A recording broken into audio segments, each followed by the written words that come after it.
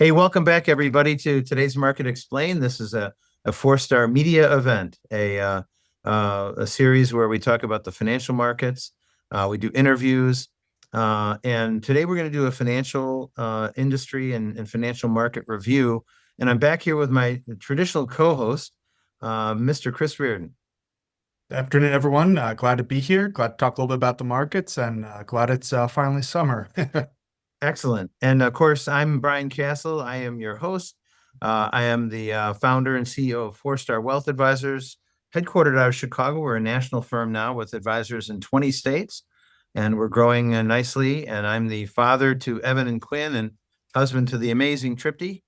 And that's who we are today. Why don't we get started, Chris, on a discussion on the financial markets? What do the financial markets look like today, Chris? Yeah, so traditionally we obviously lead off usually talking about the asset allocation, what we're seeing, what's happened since the last podcast. So a little bit of change since the last podcast.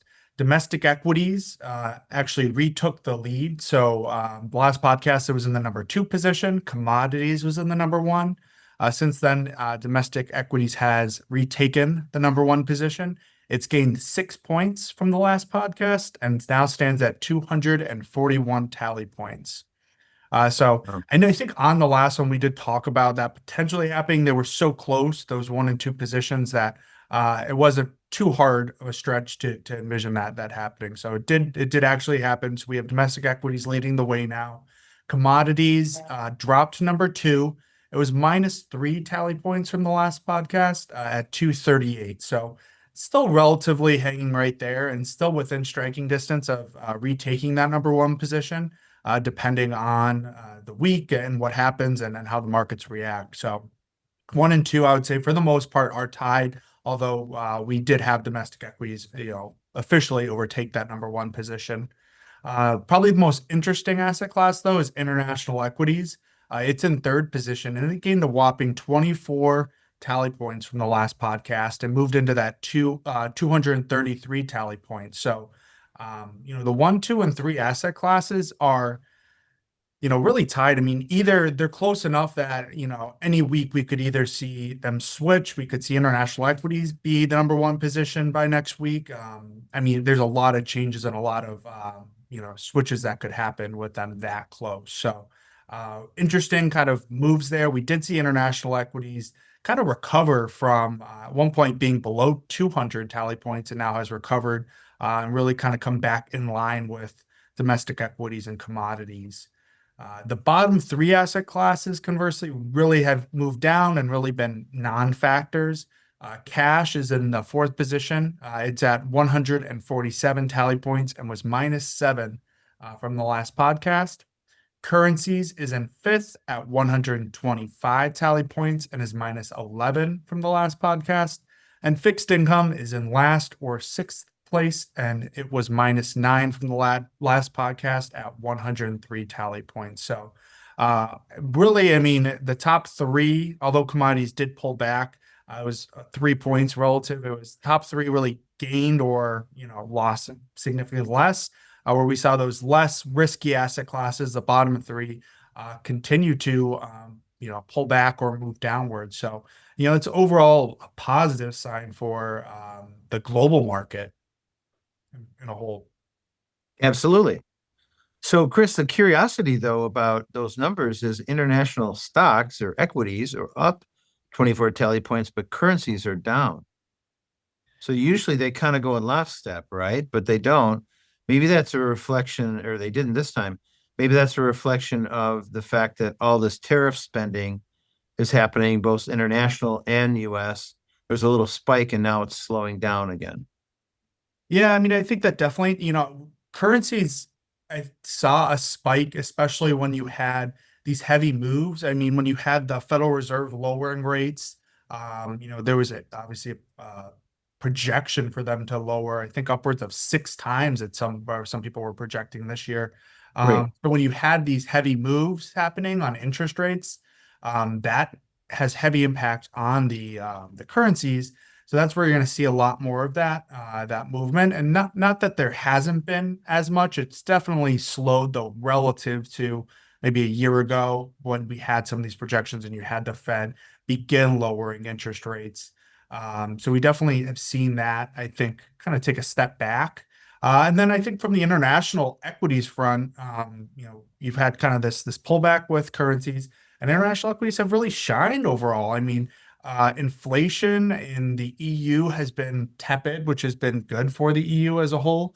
And if you look at it from a broader perspective, there's a lot of countries that are, um, you know, so far holding up, I think, better than expected than a lot of people are kind of hopeful for. So, it'll be interesting. We're still kind of in the early stages of, the tariffs, which is obviously a hot topic, things like that. So, we don't necessarily know how that's going to roll out in the next, 2, 3, 4 months. But for right now, things seem to be holding up pretty well. They do. And so we've had a little bit of a recovery in the markets after a really, really bad month. And so this month is ending. We're doing taping this on the last day of May.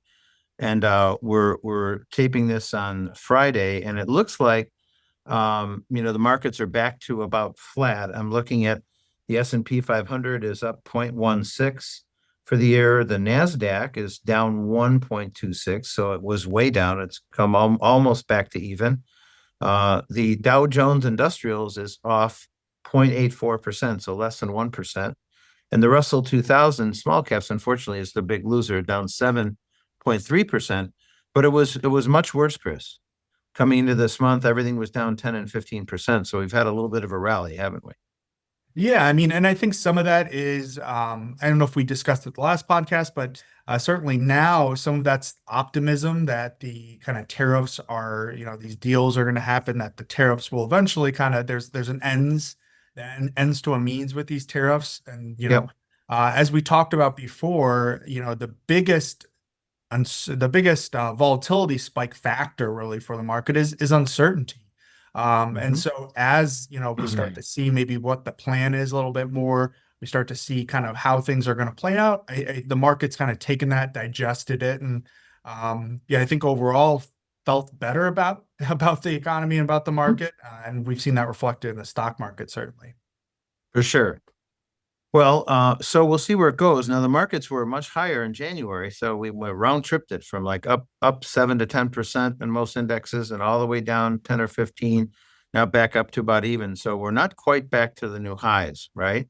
We saw that earlier in the year, and our models and our work got us very, very protective just before President Trump's Liberation Day, and so we were carrying a lot of cash. Now we're getting back in. We're getting signals to get back in, but the last set of signals is not coming, Chris. Yeah, we haven't seen that yet. We're about 75%, if you will, invested relative to kind of where our maximum was. And I think that's, looking at the market today, which it's down, that's certainly what's, I think, causing that last set of signals to kind of hold back, because even though the markets have been somewhat stable, there still has been this uncertainty. And even days like today, there still is this underlying volatility, I would say, in the markets right now. That obviously is not as persistent as it's been, a month ago, a month and a half ago, or not as evident, I should say. But I think it's still there, and I think it definitely does, have a temper tantrum, if you will, every now and then. So I think that's that underlying, I think, is really kind of what we're seeing here as far as that last kind of quarter tranche that we've kind of haven't had the chance to really do that full investment yet, which, I think in some cases makes sense. Yes. Well, and so we've seen the market recover largely on the backs of some really good earnings numbers. And Nvidia is the big it stock, right? It's the largest position now in the market. And Chris, those numbers are up big, weren't they? Yeah, I mean, Nvidia reported earnings this week actually, and a lot of a lot of weight is put on Nvidia's earnings. I mean, it's almost like the showcase, it gets posted on the screen, everyone's tracking it, but they posted tremendous earnings. Their quarterly revenue hit a record 44 billion. And a lot of that was based on they saw a 73% surge or increase in data center revenue. Mhm. So what does that mean? And, why is such an emphasis placed on there? Because Nvidia, in many ways was like four-founder, if you will, or not four-founder, one of the primary AI kind of plays. So, if Nvidia continues to power forward, if Nvidia's earnings are still there, a lot of people look for that as kind of the lighthouse, if you will, that star there that, is the AI play still working? Is it still effective? Is it still money available there? Or is that starting to dry up? Because we've talked about it. The S&P 500 isn't equally weighted. It's market cap weighted. So if that AI and the Nvidias and Google, Apple, all these that have really emphasized and played roles in this AI, if that doesn't come to fruition, that could see a major pullback in the market. So people really Mhm. look at Nvidia on those earnings as a telltale sign, bellwether, if you will, of how the AI market is really holding up. And this seemed to be it's still holding up very well. Well, yeah, and as a backdrop to all that, on Wednesday they announced there was a 73% increase in data center sales. So everybody's talking about data, crunching data, all kinds of warehouses full of data machines and data centers, and then all the energy that goes with that, in addition to all the chip power. So we're going through really a phase with artificial intelligence where a lot of people are spending a lot of money in technology. Some who've been around for a while might remember year 2000 when everybody was doing the same thing. And there was all kinds of money spent on data. And it was important because the internet was coming out at that time and everything. So it was an important phase. We're going through another really big advancing stage in technology with AI. And it's going to require a lot of chips and it's going to require a lot of power. Yep. Yeah, I mean, I think what we're seeing here, and Nvidia. You think of Nvidia, if you have like a gold rush, Nvidia's selling the shovels, right? So that Right. they have the chips, they have the power that's behind to power these AI computers, these AI learning machines. And we're seeing with this step up in AI, with the step up in what is required of these machines to do, to learn, to evolve. Yeah, I mean, with that comes energy. Obviously, the step up NVIDIA has to and continually to create more powerful chips, things like that to help power them. And it doesn't seem to be slowing down soon. And I think the one key thing as well is the applications here. Although 2000 you had the .com, right? And obviously the applications of the internet and .com were profound. But I think the same thing is here. I think AI is going to have a profound effect on the workforce. Whether we are in a what you would call a bubble like the .com bubble, I think that remains to be seen. There are certain different factors I think at play here. But certainly we're seeing a huge run and Brian, as you said, a huge advance in technology right now. Yeah, that's really interesting. Now, coincident with that, also, we're seeing some big breaches in technology in Apple and Google and some others. And, the scammers are getting better and better at their bad habits. And so we're seeing some of that too, which is kind of curious and quite timely. But, we're also seeing a lot of other trends in other prices based on what's going on in the economy. And we're going to talk about the economy in a minute, but Chris, commodities, oil is starting to move back up a little bit, right? And gold and Bitcoin. We got some comments on those. Well, yeah. So oil recently, we've seen a little bit of a decline set with oil, actually, because um, OPEC came out, this week and signaled that they might have a potential output hike. So they might, start releasing Oh, oil. But oil has been heavily fluctuated. And it's really been tied with the tariffs, the trade, because obviously they're looking at that from a global growth perspective as far as how will that consumption be? Oil tankers heat up a lot of oil, a lot of fuel. So how is that going to play out? So it's really mhm. been in this kind of up and down pattern. Recently, we've seen more of a pullback from that, but we'll see how that sets in there. I know OPEC in the past has kind of postured as if they're going to have an output hike and then have kind of pulled that back at the 11th hour. So we'll see if that holds up. Gold prices, conversely, I mean, this is, hitting all-time high, it was hitting all-time highs. It's fallen back a little bit more recently. Most of that's been off the strengthening dollar. You know, originally there were six kind of uh, uh, pullbacks in interest rates this year that the Fed was Yep. expected to make. And Hmm. so, you know, as those have gotten minimized down to, you know, three, two, one, maybe none now, that's helping the dollar strengthen a little bit, especially in Hmm. the futures. You know, if Sure. you have a stronger interest rate, the dollar tends to be stronger. So gold tends to move inversely to the strength of the dollar. So if the dollar is stronger, gold tends to be a little bit weaker. So we're just seeing some of those dynamics play out. I still think we have you know, from the geopolitical, the volatility, you know, how the world is right now, I still think we have a lot of that uncertainty there. So I don't think that's necessarily changed. I just think some of the, you know, 1%, 2%, 3% movements we've seen backwards in gold has been mostly just kind of dynamics within the currency there. You know, on the flip side, Bitcoin, which is sometimes called kind of the digital gold, if you will, that continues to stay near its all-time highs. It did pull back just like gold off of its highs around, I think, 111,000 it touched. But after breaking above 100,000, it's still sitting at about 105,000 um, per Bitcoin. So, you know, we continue to see Bitcoin play, I think, a bigger role now in the financial markets. Absolutely. And we've seen a transformation among some people, like Jamie Dimon, for example, one of the nation's leading financial executives, was very negative on Bitcoin. But now we're seeing some of the folks like Jamie say, "Hey, okay, well, maybe this is okay." And all Bitcoin is a commodity, folks. I mean, it's worth what the next guy will pay for it. And it doesn't have any particular use, except maybe balance of payments or transfer of payments and stuff like that.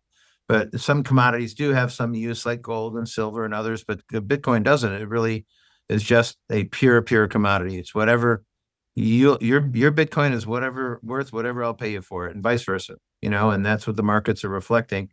And so, what is the value there? No one really knows, but it's still a vehicle that you can trade for sure. So Mhm. that's what people are doing, and it's not tied to governments. It's not tied to currencies. So that's part of the appeal, is that's kind of like the anti-dollar, the anti-currency in a sense. So Yeah. Yeah, it's kind of anyway, outside the realms of the financial system to a degree. You know, you don't have the Federal Reserve. You know, like the dollar, Federal Reserve can have a massive impact on the value of the dollar. You don't have that as much with Bitcoin. exactly. So Chris, now that we've been facing a recession now for what, about 3 years, they've been saying, yeah, recession's right around the corner. Recession's right around the corner. Well, now a lot of the spending has ended.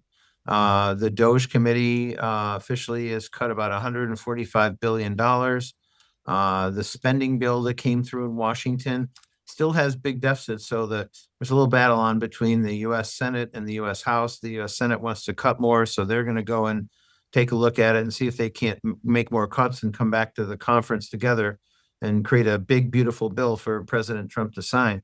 But you know, we're seeing spending cuts. Government side of the C plus I plus G calculation has never gone down in my lifetime, it seems. But it's actually going down a little bit now. Consumers going down, investments going down. So we should have a recession, but it doesn't seem to want to happen now for different reasons. It might even be because of the tariffs and all the changes going on, but there's a lot we don't know. But Chris, you've got a lot of economic numbers. Let's have a look at those and see what's going on in the economy. Yeah. Well, and I think, you know, what's really interesting too, playing, you know, on top of that is the whole tariff situation, which, you know, it's hard to really get a read on. Similar to when we had the COVID shutdowns, you have this big disparity sometimes outside the norm. So we certainly see that play out in some numbers I'll go through now. So first one I'll mention the Q1 GDP second estimate. So if you remember, they have that first read, second read, and then kind of the final read. That came in at negative 0.2%, which was actually revised up 0.1%. So the Yep. original was negative 0.3%. It got revised up 0.1%. So that's overall positive. The Q1 GDP was actually a little bit stronger than the first estimate read. So that was good to see. Durable goods orders, though. So this is where we really see this dynamic play out. The durable goods orders for April came in at minus 6.3%, which as bad as that sounds, it actually beat the estimates. The estimates were of a minus 7.8% drop in durable goods orders. Um, so it beat that nicely, actually, I would say. But this is the first sign of the tariffs really rippling through the economy. If you go all the way back to our podcast where we talked about the March durable goods orders, they were actually at plus 9.2%. So you Mhm. really see that front run of the tariffs and then the big drop off as they were kind of implemented. So, we're not going to see these massive moves month to month or, year over year. But once we get kind of the stabilized out, which probably the next month or two, we'll Mhm. see more consistent and get probably a little bit clearer of a read of the actual impact of the tariffs, I would say. Yes. Looking at the consumer confidence, the consumer confidence survey actually had a pretty nice resurgence. So it came in at 98, which was well above the estimates of 87, and a nice rebound from the prior reading of 86. The University of Michigan's consumer sentiment survey that came in at 52.2 for May, and that was slightly up from the April reading of 50.8. So Mm. both consumer confidence and consumer sentiment surveys did show kind of a move upwards in confidence. So that's good to see. It does show that people I think, are digesting Mhm. and a little bit more hopeful that the tariffs are going to get resolved, that some of this uncertainty is going to be gone in the next month or two. So that was positive to see. Switching over to the jobs market, the initial jobless claims for the first week of, or for the week of May 19th, that came in at 240,000, which was slightly above estimates of 230,000. Continuing jobless claims for the second week of May were slightly higher than estimates at 1.9 million. When you look at the month of May, it was really interesting because we did see kind of the initial jobs market numbers and jobless claims at the beginning of May seem to actually beat estimates. Now towards the tail end, we're seeing kind of the flip side where they're coming in lower than estimates or higher on the jobless claim side. So, Right. we'll see that. What does that mean? Does that mean that we're seeing the job market finally starting to weaken? I know people have heard about it. People, there certainly is a little bit more of a feeling of a tighter jobs market, but we haven't seen that really play out in numbers yet. So that'll be interesting.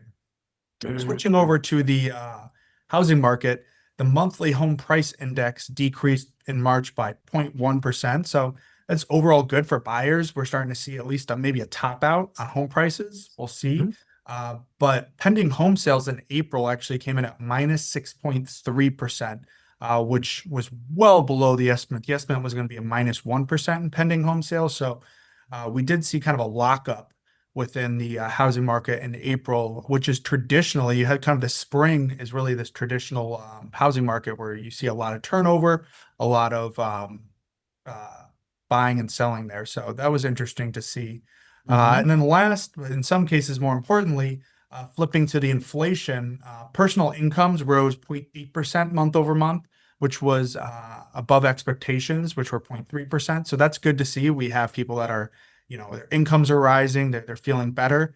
But the PCE price index, so this is what the Fed really looks at for their inflation indicators, that was up 0.1% in April, month to month, and 2.1% year over year in April.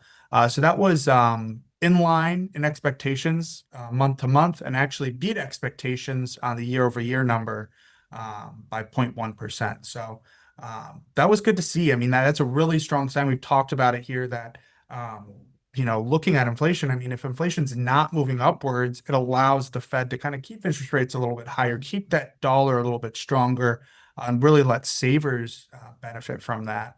Um, both the core PCE price indexes, both those measurements were right in line with expectations at 0.1% month over month and then 2.5% year over year. So slightly higher on the year over year number with the core PCE. But once again, all the inflation indicators so far have been, I mean, slightly higher if you call that at all, but it's been, I think, much better than people anticipated. Yes. So, Chris, I mean, we've got really swirling numbers here, right? So, durable goods are down big. Consumer confidence is starting to ramp back up after being down. There's jobless claims; they're up. You know, inflation seems to be coming back a little bit. So it's a very strange time. We started the year as you had mentioned earlier, where some were saying that there's going to be as many as six rate cuts to get the economy going because it was going to be such a bad economy. And now the Fed's hedging because the economy isn't that bad, but it's not great. It's fading, but it's still positive. Not enough to get them to lower rates. And so now there's talk that they could even raise rates, right? If certain things were to happen. And so it's possible that that happens. And so we're really at it kind of straddling it here, aren't we? Yep. Yeah, I mean, some people would call it like a Goldilocks scenario, right? Not too hot, not too cold. We're kind of the economy's middling. It's, everyone's looking for signs of a recession. Is it really going to pull back? Uh, we've seen some here and there, but nothing I would say that people would say is confirming indicators. We've seen this overwhelming evidence that we're entering a recession. And yeah, we've seen a little bit of a tick up with inflation, but I don't think anything that's large enough that would warrant an extreme, six rate cut or rate hikes necessarily, I should say, a rate hike at this point. So, we're in this kind of middle ground. In some cases, could that be the worst case scenario? Could the Fed just not do anything? And under the economy, things are continuing to deteriorate, and then finally we get those economic numbers. It's too late. We don't know. I mean, I think there's a lot of first time variables, if you will. I mean, with the tariffs, at least in recent history, you have the tariffs, as you said, Brian, you have the government cuts. There's a lot of things right now flowing through the economy. It might be another 2 or 3 months before we really get a clear, definitive picture as far as how the underlying economy is doing, what impact the tariffs and the government job cuts really had. Yeah. Well, that's right. And now of course President Trump has been blocked on a dozen of initiatives that he's put out there. Most recently, though, was blocked on the tariffs, but now an appeals court said no, the tariffs can go through until at least June 9th when they have a chance for the court to take a look at it. So, and that's politics, of course. There's opposition to the president, and he wrangles some people, obviously. So there are people that always just want to be anti-Trump, and so that could be part of what this is all about. But they're trying to block things at the federal judge level. Now there's some lawsuits against the system where they're trying to remove the power of federal judges, a single judge or 700 or something judges around the country, federal judges, and any one of them can make a decision that the president couldn't do this or couldn't do that. So that it seems kind of absurd. And so they're looking to get a precedent set where the local federal judges don't have that kind of control. It's like one branch overseeing another branch, and it shouldn't be that way. So they're trying to get that provision changed. So then the president can do the things that he needs to do, that he has the power to do without being blocked all the time and going through appeals and everything else. So we'll see how that all plays out. But all this creates, however, uncertainty. So the markets don't like uncertainty. Now, whether the tariffs are good long term or not, and I think over time it's going to be good for America, in the short run, it creates turmoil. And so the markets don't like turmoil. So that's why we had a big pullback because no one knew it was going to happen. So now then the market started to rally when they said, okay, we're going to take a 90-day pause and we're not going to impose these tariffs. Now they're negotiating with other countries. The European Union wasn't negotiating in good faith. So then Trump went back and said, we're going to put a tariff on them up to 50%. And so that got their attention, and now they're negotiating. So they're slowly negotiating with all these countries. And I think what the president's trying to do is he's trying to make actual fair trade. Like we've had lots of countries in America that are trading with America have huge tariffs on American goods coming to their country, where we've had very low or no tariffs coming into America. So we're going to try and even the score, even the playing field. That's all he's trying to do. And he says it, of course, in his very aggressive way. That's President Trump. So he says it in ways that are a little bit sometimes crude, but nonetheless, that's his style. And he believes this to be true. He's campaigned on it. He's talked. If you look in his history, he's talked about tariffs for his entire life. He's been talking about tariffs long before he even thought of getting into government, because the countries around the globe have unfettered access really to America. And we always have not. We've not. You can't buy an American car in Europe, for example. So that's all they're trying to do. We'll see how this all shakes out. So I think it's going to be a good thing long term, but in the short run, Chris, we're still seeing it affect the economy, still seeing it affect the stock market. And so we haven't gone all the way back up and broken to a new high. The market could go down here if things get a little bit more chaotic and there's certain news flow. But we're a news flow market right now. Trump says this, market goes up. Senate passes a bill or whatever, the market goes down. We're in that kind of a news flow market, and we might be that way all summer until there's some clarity to these tariffs. Yep. Yeah, I mean, there's a lot of policy that, I don't say remains to be seen, but you have these deals. There's a lot of unknowns out there, and with that unknown, as news trickles out, whether good or bad, it has the ability to drive massive volatility through the markets because it swings one way or the other. If let's say the EU holds out longer and we continue to escalate tariffs there, does that restrict global trade? Does the EU come in and be they barter a good deal and everyone benefits? Does that benefit? So there's so many different scenarios that could come from it until we start to get that clarity. Yeah, we're going to continue to see as news drips, all that stuff come out, the markets react and most likely react extremely volatile, at least in the short term right now. Exactly. Well, let's look internationally. I mean, it's got to have effect on the international markets, Chris, and it appears to be. You have some thoughts there as well. Yeah, I mean, interesting from the international front, we've seen a little bit of, I would say, mixed, some doing better, some doing worse. The surprise, though, has really been India's economy. That surged 7.4% in Q1, which blew past expectations. Wow. The main driver there being construction and manufacturing within India. And it's good to see. I mean, India is one of the biggest economies out there. Obviously, I think biggest from a population standpoint. But they kind of were in a slump towards the mid of 2024. So it seems like, are they starting to kind of get out of that slump, or are you starting to see those numbers back up again? We'll have to see, but that's positive. And they did kind of cite in the reading the obviously potential headwinds of tariffs, things like that down the line. So certainly not out of the woods yet necessarily, but promising sign, I would say, from India. Switching over to Japan, Tokyo's core CPI rose 3.6% in May. That was significantly higher than forecasts. And then Japan's industrial production fell 0.9% in April from March.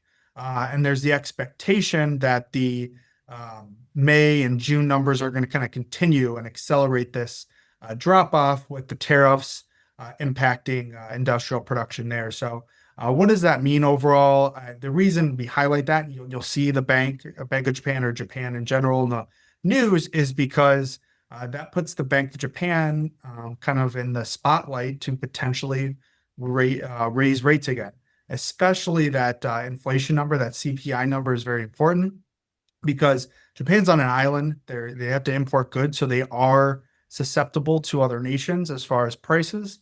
So if their inflation starts to rise heavily, the Bank of Japan is going to have to take defensive measurements, going to have to raise that interest rate. And we saw back in August the reverse carry trade. A lot of people are still doing that. I mean, Japan's interest rates are still ridiculously low. They're borrowing in Japanese yen, buying dollars, things like that. So when you have those moves within the potential moves, we certainly see ripples throughout the economy. Yeah. And then flipping over to China now. So China's central bank recently injected 700 billion won. It's about $97 billion into their banking system this month. And that was through reverse repo, so kind of short term, bonds, if you will. And so what we're seeing there is the Chinese government really trying to help prop up their economy, especially through these tariffs. So we'll be interested to see. I mean, we started to see a little bit of a glimpse of the impact that the tariffs have had on the Chinese economy. Really, I don't think we've really seen the full impact yet. This is probably a sign that the impact is pretty hard on the Chinese economy, if you will. So we'll see, though. I mean, obviously, the Chinese are a little bit more tight-lipped on what they would like to have released, the way their government is run. They have a little bit more control over what can be released. So we'll see what happens there, though. Flipping over to Europe, Germany's inflation eased to 2.1% in May. which was just right above the ECB's stated target. So that's good. Inflation seems to be acting well in Europe so far. And then in the Americas here, we'll talk about Canada. The Q1 GDP came in at a surprising beat there at 2.2%. The biggest driver, though, of that was exports. So a lot of companies, especially in that March, were front running the tariffs. So that could be a distorted read. I'll be really interested to see what the Canada's Q2 GDP read comes in, because we could see that same thing we saw with our durable goods orders, kind of a spike up and then a spike back down. So we could have a worse Q2 reading, but we'll have to see kind of how that comes out. Yes. Well, it's interesting. So, again, uncertainty overseas, Chris. Yeah. We don't really know where things are going to go. We're seeing positive in India, negative other places.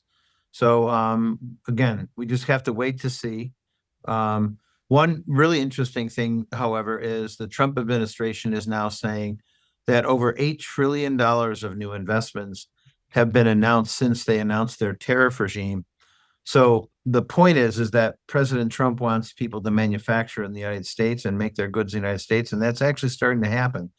Now, some industries there are, buildings and plants that are ready, just need to be kind of updated and ready to go. But there's others who are going to have to build plants and equipment, right? So it's going to be a combination. Some are going to ramp up reasonably quickly, and some are going to take about 2 years to do. But there's going to be a lot of new investments in America, which is really nice, really exciting, better, good for jobs, good for job growth. And, even though they've gone after the president on tariffs, um, they did it primarily on emergency procedures. There is the Balance of Payments Act that allows 15% tariffs across the board. And that's actually a law that the president can decide. It was decided by Congress. So that's they could fall back on that if they got overturned on the emergency procedure. And then also the Trade Act of 1930 allows up to 50% tariffs when the country feels that they're being discriminated against. And that's really the whole point of this tariff regime, is that the president and many of the people in the country feel that we've been discriminated against, where they've been, letting us taking their trade and not taking ours, right? And so they could use that as well. So there's going to be tariffs either way, whether they get knocked down now or they come back later or they're able to proceed. It's really gonna be there. I think for now, it's a new era for America. We've never seen this happen before, at least since the 1915, I think, with under Woodrow Wilson. So we'll see how things go. Um, Now, Chris, coincident with this, we've seen a final debt downgrade. Now, everyone knows we've been adding lots of debt to America, and it's getting a little scary. We're close to 37 trillion in debt. And I can remember in year 2000, when I was involved in a group that was talking about the debt, it was only about 5 trillion. So we've gone from 5 trillion 25 years ago to 37 trillion. So some of that was the pandemic, about 10 trillion of it, but a lot of that was just overspending by different regimes, the Bush administration, the Obama administration, even Trump had deficits. Biden had big deficits, obviously the pandemic. So now, Moody's, however, was the last company to downgrade. Most of the other rating agencies downgraded in 2011 when the debt started to get out of control then. So I think Moody's coming through now, Chris. It almost says a little bit more about Moody's than it does about America, because I mean everyone knows that our debt rating went from AAA down to AA. So I'm not really sure I totally trust their reading, because they were like 14 years late. Yeah, well, and I think I think a huge tell when the market really didn't even react to it. It was kind of like a side story. It wasn't this major news.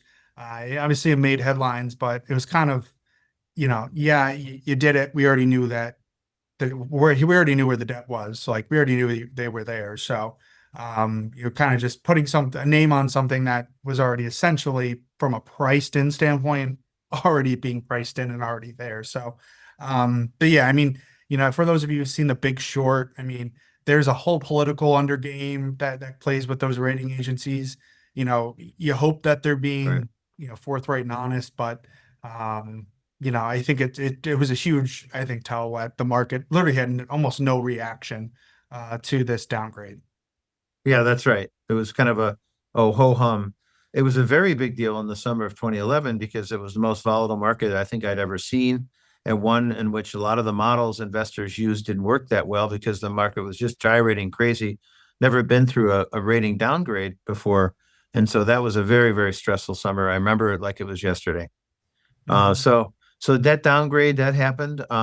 Now there's some other things in this what we see out there segment of our show. The administration has now revoked 300,000 visas of Chinese students that never really got permanent visas to stay and study. So they've revoked visas from them, and they're going to be returning to China. And then also 350,000 Venezuelan folks who are allowed in with temporary status. And so that, when you bring someone in with temporary status and say, come back to court for a hearing and your hearing date is 5 to 7 years later, you're effectively in the country, right? I mean, unless the judge can hear you in the next month or two, you're effectively emigrating to the country. And so realizing that fact and realizing the temporary status nature, they were able to remove the 350,000 people who are here on a temporary. They estimate, no one really knows the exact number, over 21 million people have been allowed into the country under the previous administration, and it was getting really, really out of control.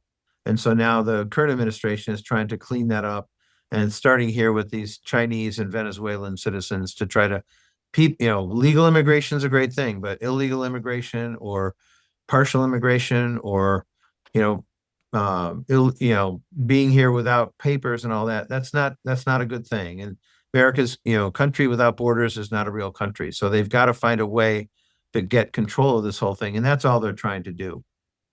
So we'll see how that continues to go. um, President Trump has been having a big fight with Harvard University. Harvard is engaging in discriminatory practices. They will not release information on their international students. So they're really fighting the administration. Now, Columbia University, Chris, went through this as well, where they had some anti-American policies, but Columbia made some changes. But Harvard doesn't seem to want to do that. And so this is a big thing, and it could change the nature of education in America. Certainly, the administration is doling out billions of dollars in research grants to different universities, including Harvard. And so if folks want those research grants, the government does have some leverage where they can get folks to actually follow the Constitution.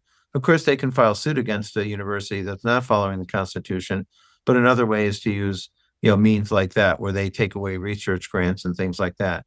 So that's a developing story. We'll see. Columbia made things better a little bit. Harvard is not. Chris, we'll see where that goes, huh? Yeah, I mean, it's going to have huge ramifications and ripples throughout.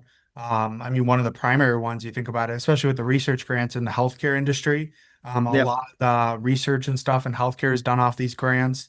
So when those are revoked, we see that like hospitals, so it's as much as it kind of seems like a sideshow, it definitely can have huge ramifications playing out through the system, especially in the healthcare side, I would say regards Yes. to that research. Exactly. Well, and then one other big thing that's developing that might not be a terribly big economic thing, but it certainly is a leadership thing for America, is they've now found that obviously the decline of our previous president and his mental faculties was much worse than everyone ever thought. They are also now noticing that a lot of the bills were passed, signed by auto pen. And the auto pen also did pardons and things like that. Many of that may now be invalid as they realize that those folks were not even telling the president. They've got evidence now that many of the things that were put through, the president wasn't even aware of it.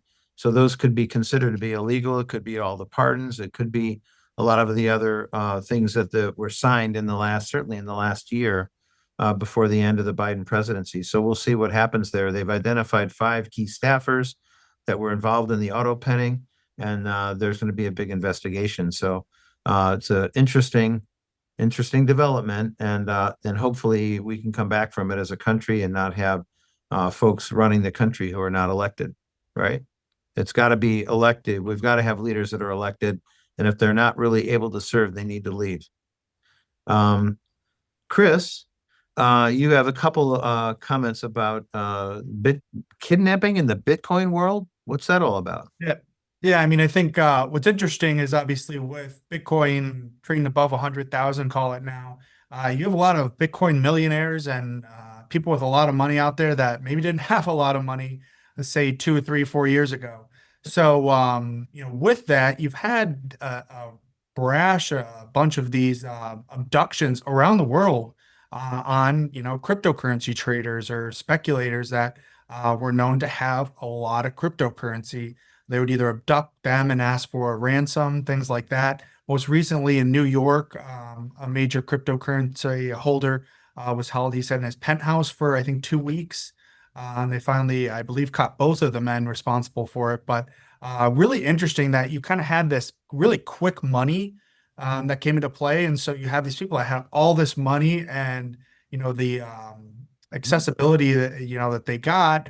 And with that came, obviously the target on them from bad actors out there. So really interesting. It's interesting that it's not just in America; it's around the world that we're seeing this play out. Uh, Mhm. and then, finally, kind of on a completely separate note, congratulations to the Cornell lacrosse team. They beat the powerhouse Maryland to win their first national lacrosse title since 1977. So that was obviously a big deal for the Big Red. Nice. Well, great, Chris. Well, I always like to close with a couple of comments. We do the blog posts all over the FourStar website and send those out to a special list of people. So if you want to get into our blogging and see some of the interesting articles we're putting out about the economy and different subjects of American life, go right on to fourstarwealth.com, down to the leadership matrix, and sign up right there. There's an article coming out about monopsony, which is actually the opposite of monopoly. And so the reason why that's important is sometimes like labor share of income has fallen and the competition for workers may have something to do with it, but it's not being caused by any one person. It's actually the opposite. It's a disintermediation rather than a monopoly inter uh, coagulation, if you will, right? Where companies come together and they collude. So this is interesting. So we'll have an article about that. Labor share of national income is going down, but no billionaire caused it, no bad evil businessman or industry caused it. It's just a natural course of the competition for labor in a disintermediated market rather than an intermediated market. So it's an interesting article. I thought we'd put it out there. Also, we did talk about all these things that are going on in the economy and how things are a little uncertain. The markets have rallied a little bit, but they could go lower possibly. We could fall into recession. We might not. Um, Bottom line is, what are we doing about it? We've always had this protection plan, and the protection plan did go to maximum cash about 8 weeks ago, protected everyone who was involved in those programs from the big declines that happened the next month. So now we're getting partially back invested, and we're going to stay there until we get all the indicators back to being positive. We're not getting them all right now, but we're still in protection mode. We hope the markets do better. We hope the economy does better. We'd love to be fully invested until we get those signals. We're going to stay protected, and that's how we play it. So that's what we're doing about it. We can't change the world, everybody. We can change only our response to it, and that's what we're trying to do. So, Chris, I think that's all we have for today, huh? Yeah, I think that covers it for the end of May. All right. And folks, watch for a very interesting podcast episode with behavioral finance expert Joe Hart. Joe is a former college football player. He's been a financial advisor. He's been in the real estate world for years, and he's just taken a liking to behavioral finance. Why do people make the decisions they do? Why do people panic at the bottom? Why do people buy at the top? All those things that we do to ourselves that affect our returns. So we're going to hear from Joe Hart a little bit about that. Maybe we can learn a little bit about ourselves, Chris. Yeah, right. Give a little insight. All right. All right. That's it for us today. Thanks, everybody. Over and out. We'll leave it there. Have a great one, and we will be back to you with another great episode very soon.